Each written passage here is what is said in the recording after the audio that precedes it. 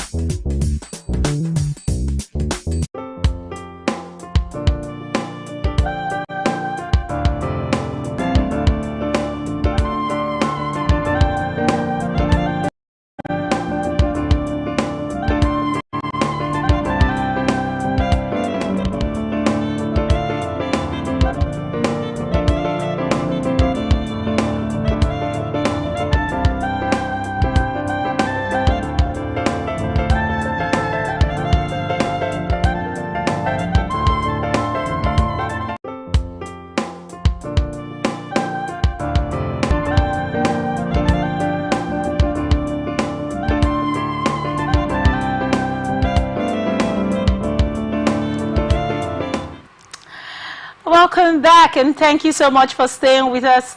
Here with me in the studio is my guest, Mr. Owambugo Indubusi. He's a ghostwriter and entrepreneur. Very much. Welcome.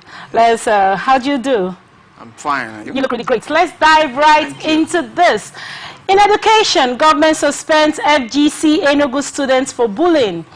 Federal Ministry of Education, in a decisive response to a recent bullying incident at the Federal Government College FGC in Enugu State, has announced the 6-week suspension of 13 students involved.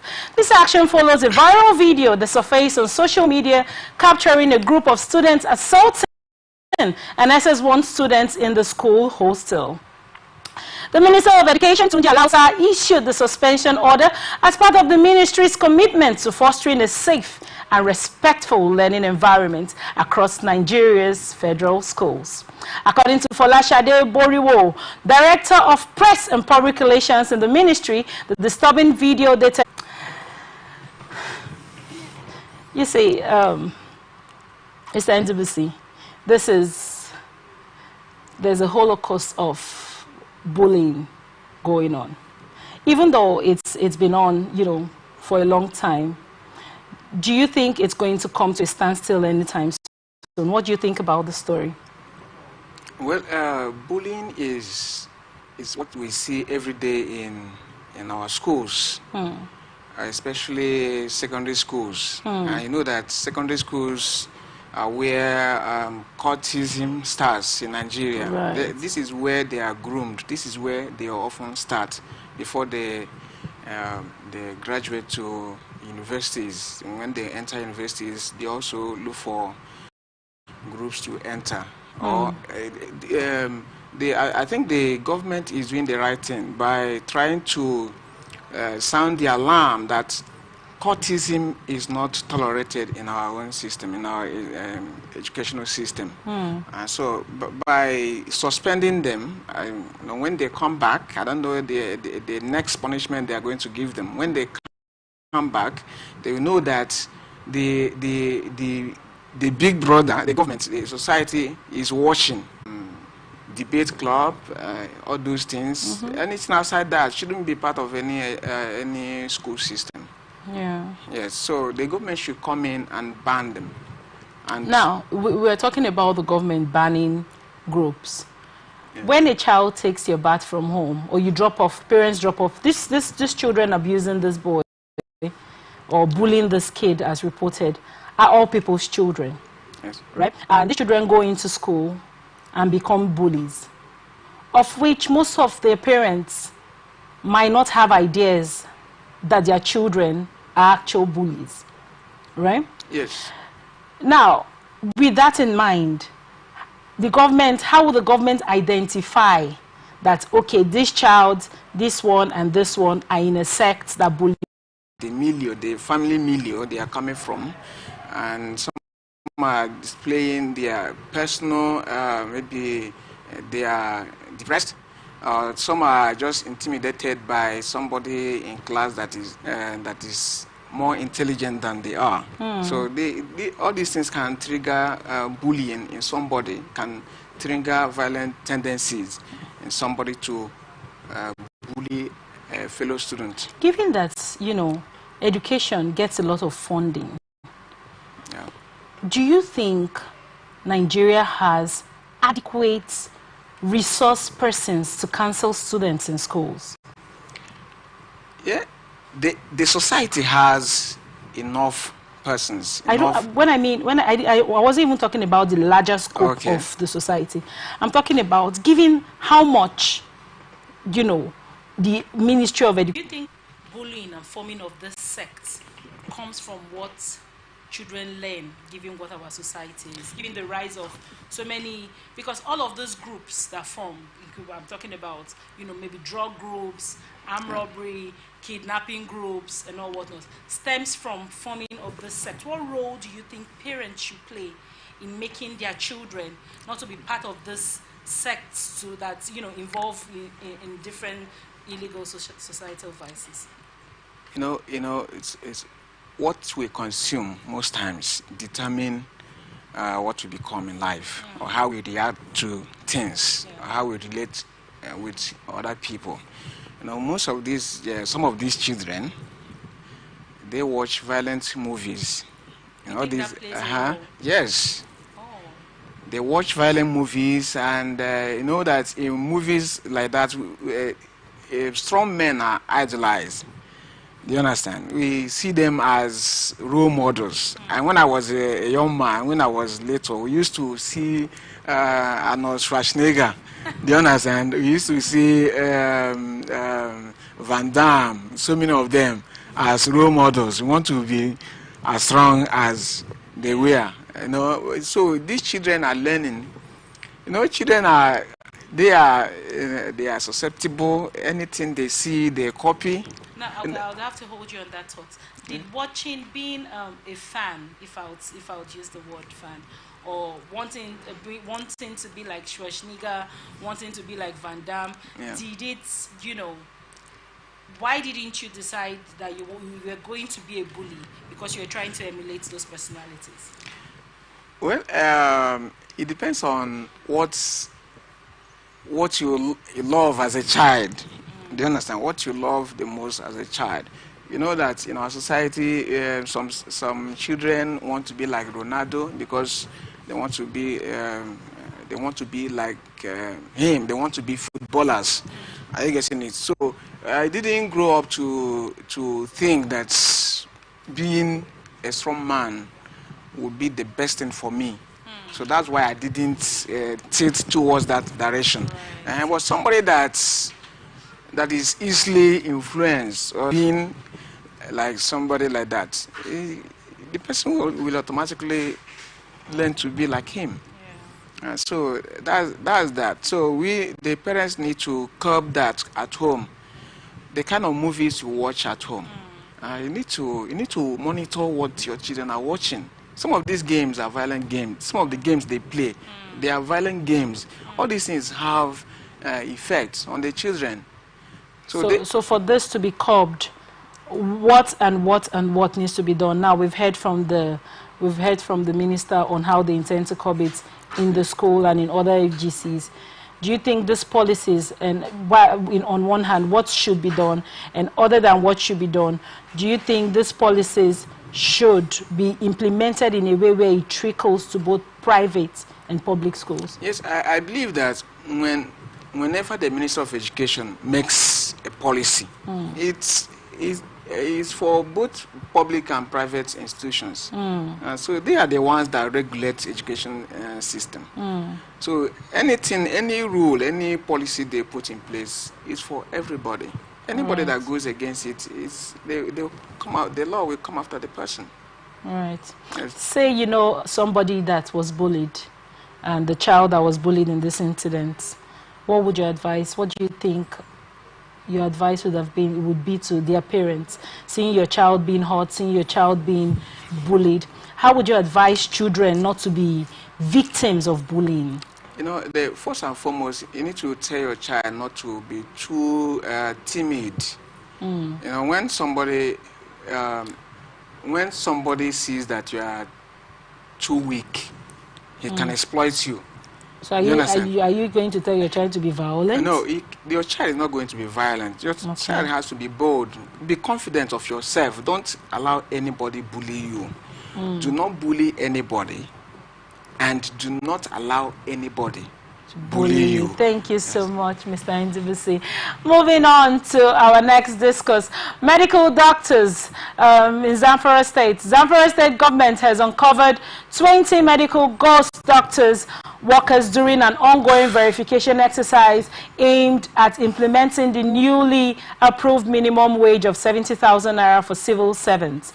The revelation came during a press briefing held in Gasu on Wednesday, where the state head of service and chairman of the Workers' Verification Committee, Ahmed Lima, shared details of the progress made to exercise.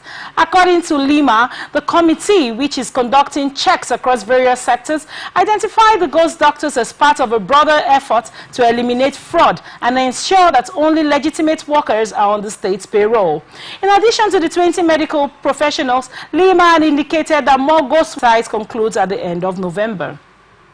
Lehman emphasized that the full implementation of the 70,000 naira minimum wage would commence once the verification process is finalized. Currently, Zamfara State has a workforce of approximately 34,000 civil servants, excluding those employed by local governments. The verification committee's role is to provide an accurate and genuine count of workers to facilitate the seamless rollout of the new wage structure. He said, "We assure the public that upon receiving the final report from the committee, the state government will approve and fully implement the new minimum wage," Lewan confirmed.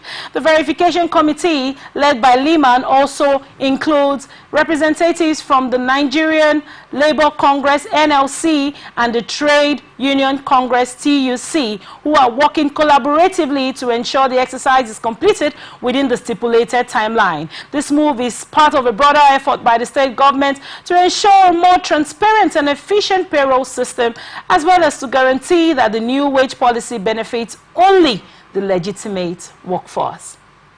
Mr. Ndibusi, so over time in civil service, we've had lots of ghost worker stories.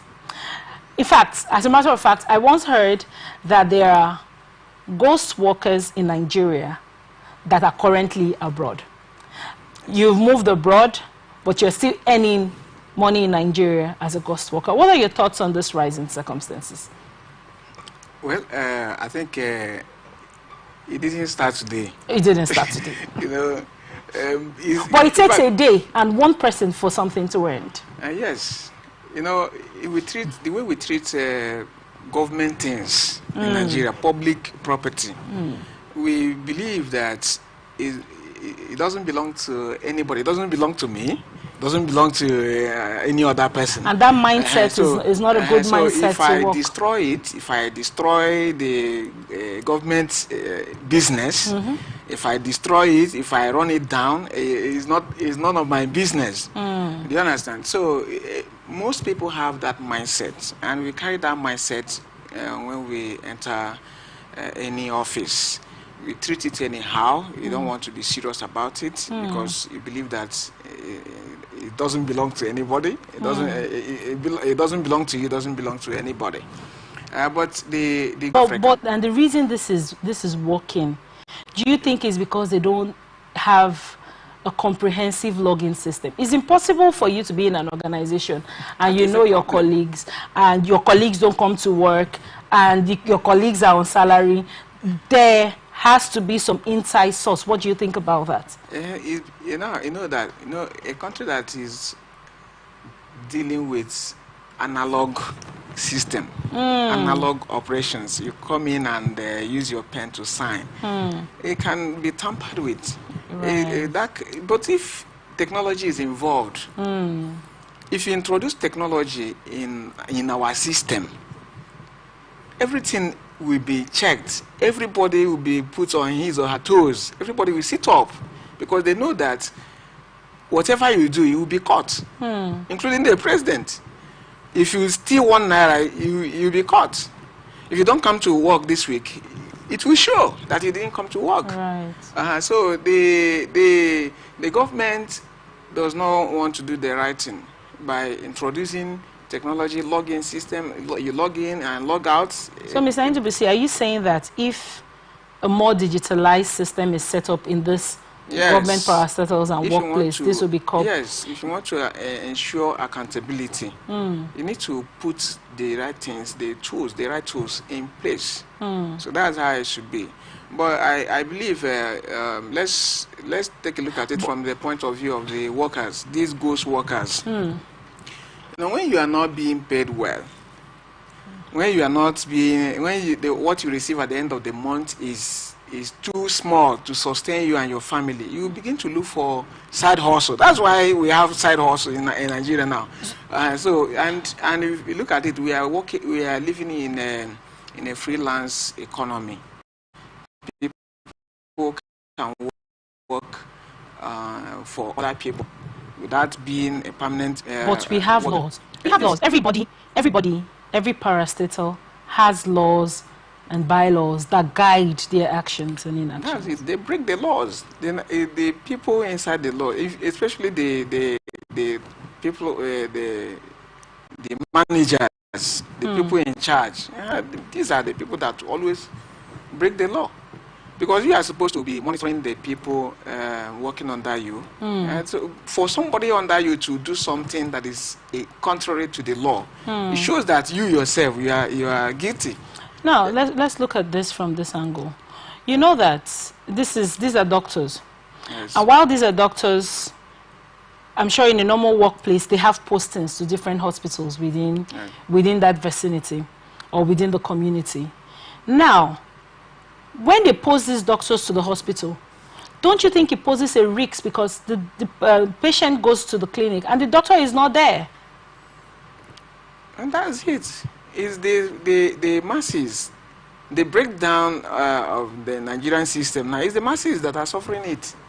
So if the doctors fail to report to duty, fail to do deliver their jobs, attend to patients, the patients will suffer.